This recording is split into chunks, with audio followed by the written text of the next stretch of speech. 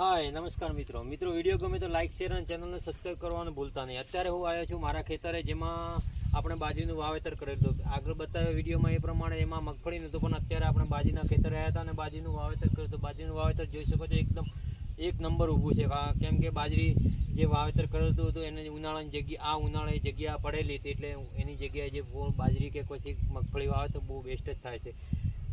અત્યારે જોવા જઈએ તો વરસાદ સારો એવો થઈ રહ્યો છે। કાલે રાતથી માંડીને અત્યાર સુધી પણ સારો એવો વરસાદ હતો અને હમણાં ઘણા સમયથી વરસાદ નહોતો, પણ વચ્ચે હવે પાછો વરસાદ સ્ટાર્ટ થયો છે। તો ખેડૂતો માટે તો એક ખુશી જ કહેવાય છે, કેમ કે વરસાદ ચાલુ થઈ ગયો છે અને એને એવા નક્ષત્રમાં ચાલુ થયો છે કે જે એને ખૂબ જ ઉપયોગી છે અને મીઠો વરસાદ કહેવામાં આવે છે।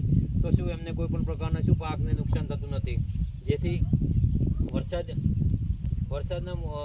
સાથે હમણાં 3 દિવસથી વરસાદ લગાતાર થઈ રહ્યો છે। અને આજે તો રાતના પછી નદીએ જે અહીંયા સૂકી નદી આવેલી છે તે સૂકી નદીમાં પાણી પણ આવ્યું હતું, પણ એટલું બધું પાણી નહોતું, પણ મીડિયમ આવે। નેક્સ્ટ ટાઈમ વરસાદ જેટલો થશે એટલે એ પ્રમાણે પાણી આવશે। પણ ખેડૂતો માટે ખુશી કહેવાય કે પાણી પણ નદી આવ્યું, જેથી તેના કદાચ તળ ઊંચા આવે અને પાણીની જે સમસ્યા છે જેટલી થોડા ઘણી પણ દૂર થશે તો એનો પાકમાં તેમને સારો એવો લઈ શકશે। તો મિત્રો અત્યારે બીજી વાત કરવા જાઉં તો જે મગફળીને કે બાજરીની વાવેતર કર્યું હતું એ વાવેતરમાં એક તકલીફ રહેશે અમારે, કેમ કે એમાં છે ને નિંદામણનો વરસાદ જે વરસે છે 3 થી 4 દિવસથી, એના કારણે નિંદામણ જામી જાય છે। જે પણ સાફ થઈ ગયા છે નિંદામણ એ તો ઓકે છે, એમાં તો વાંધો નહીં આવે, બટ જેમાં નથી થયું તો એમાં ખૂબ પ્રોબ્લેમ આવશે, કેમ કે નિંદામણ જામી છે, બાજરીનો ગ્રોથ અટકી જશે ને નિંદામણનો ગ્રોથ વધી જશે, તો એ ખરેખર યોગ્ય નથી કેમ કે તો પછી એના માટે અમે અત્યારે જો જોવા જઈએ તો અત્યારે જો અમારે નિંદામણ પણ કાઢી નહીં શકે ચાલુ વરસાદમાં, અને જો વરસાદ સ્ટોપ થઈ જાય 2-3 દિવસ કે 10 દિવસ જેવો વરસાદ ના આવે તો કમ્પ્લીટલી સફાઈ કરી શકીએ, કેમ કે નિંદામણનો સફાઈ કરવી જરૂરી છે કોઈ પણ પાકમાંથી, જેથી પાક સારો થઈ જાય।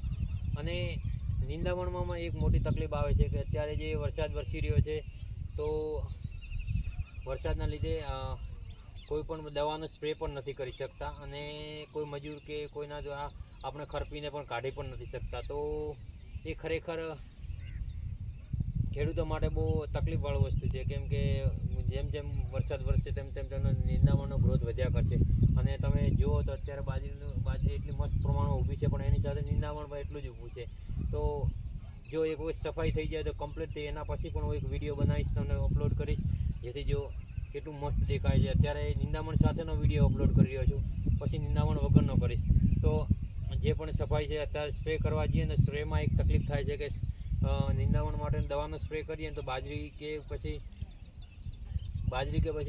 મગફળી દબાઈ જાય છે, અને જેના કારણે એનો જેવો પ્રમાણમાં ગ્રોથ જોઈએ એવો ગ્રોથ નથી મળતો।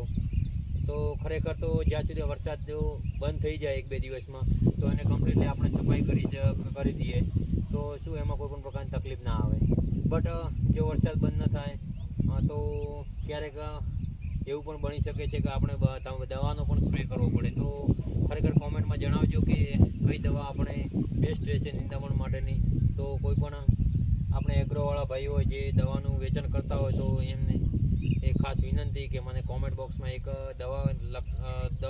દવાનું નામ કોમેન્ટ કરજો, જેથી હું કઈ દવા સ્પ્રે કરવી એવું કમ્પ્લીટલી જાણી શકું, અને તેના લીધે હું જે પણ નિંદામણ દૂર થઈ શકે છે। પણ જ્યાં સુધી એવી દવા હોવી જોઈએ કે જેથી બીજા પાકનો આપણો ગ્રોથ ન અટકાવે, જેમ કે મગફળીમાં નાખીએ તો મગફળીનો ગ્રોથ ન અટકવો જોઈએ, નિંદામણ બળી જવું જોઈએ, તો એવી કોઈ દવા કોમેન્ટ કરજો। વિડીયો ગમે તો લાઇક શેર અને ચેનલને સબસ્ક્રાઈબ કરવાનું ભૂલતા નહીં, અને તમારા ભાઈને સપોર્ટ કરજો। જય હિન્દ।